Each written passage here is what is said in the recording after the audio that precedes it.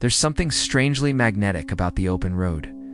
Something about miles of highway, the glow of passing headlights, and the silence in between towns that makes the world feel different.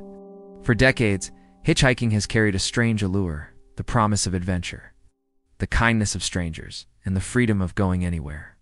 But there's a darker side to it too. A side filled with desperate people running from something. Good Samaritans trying to help, and predators hiding behind friendly smiles. Tonight, we ask one disturbing question. What truly happens when you pick up a stranger, or become one? These are 3 true roadside horror stories, hitchhiker nightmares, that will make you think twice before pulling over ever again. Our first story happened to a man named Raymond, a truck driver who often took late-night routes through rural Georgia. One rainy night, around 2 a.m., he spotted a young woman on the shoulder. She wore a white dress, soaked from the storm, clutching a small bag. Against his better judgment, he pulled over. She climbed into the passenger seat quietly, dripping water onto the floor mat. "Thank you," she whispered. Her voice was soft, almost shaky. Raymond tried making small talk, but she barely responded. She just stared straight ahead, hands trembling. After about 10 minutes, she finally spoke. "Please, drop me off at the old Willow Creek Bridge." Raymond nodded.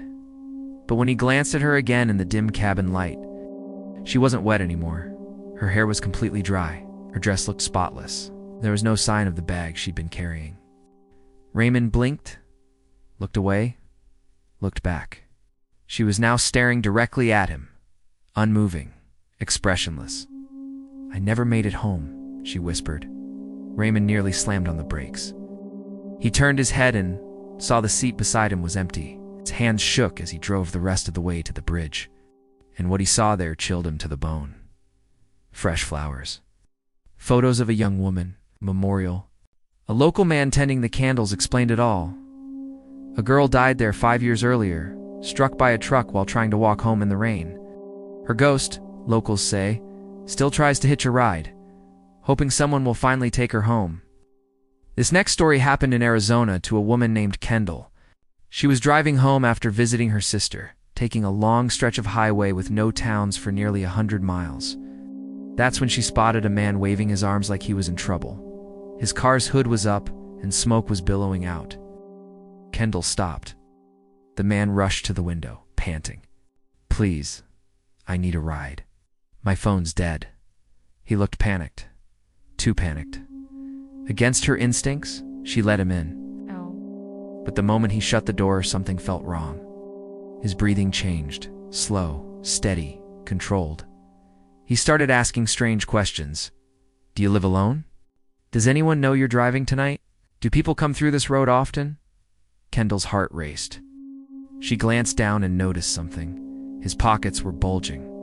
Not with a phone, but with a knife handle. She swallowed hard, kept driving, thinking, planning.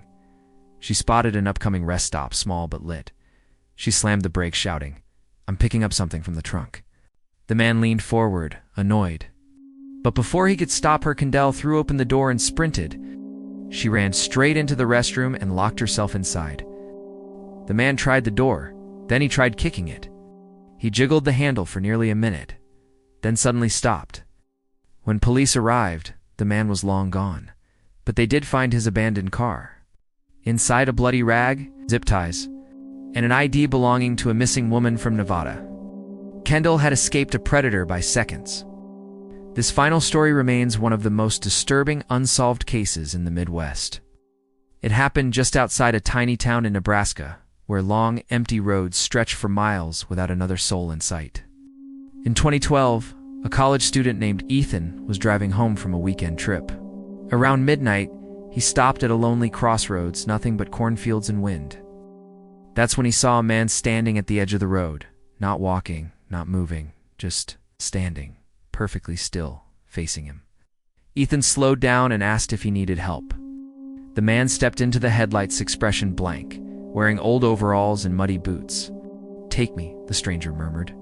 His voice was flat, wrong, empty. Everything in Ethan's body told him to drive away. But he hesitated.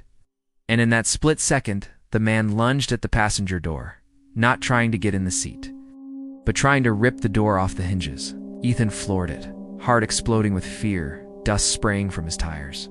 When he checked his rearview mirror, the man was still standing in the middle of the crossroads, motionless, as if nothing had happened. The next morning, police went to investigate, but the man was gone.